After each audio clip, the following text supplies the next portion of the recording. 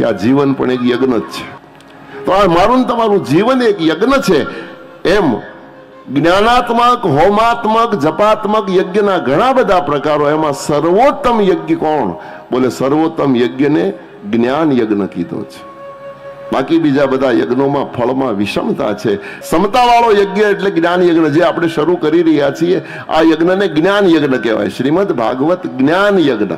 એ જ્ઞાન યજ્ઞ એટલા માટે કે સર્વને સમાન ફળ આપનારો છે.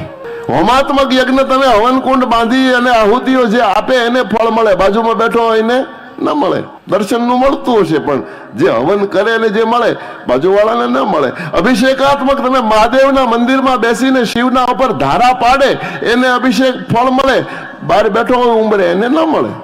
દર્શન કરતો હોય એને દર્શનનું ફળ મળે પણ અભિષેકનું ન મળે.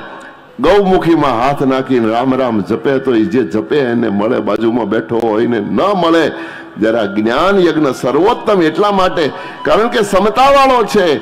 અને આ જ્ઞાન યજ્ઞમાં વ્યાસપીઠ ઉપર બેઠા પછી 7 દિવસ પરિશ્રમ કર્યા પછી વક્તાને જેટલું પુણ્ય મળે એટલું જ કથા મંડપના કોઈ પણ ખૂણામાં બેસીને કોઈ એક ધ્યાનથી સાંભળે અને જીવનમાં ઉતારે તો એટલું જ પુણ્ય એને પણ પ્રાપ્ત થઈ જાય. એટલા માટે આ સમતા વાળો શ્રેષ્ઠ યજ્ઞ કહેવાય છે.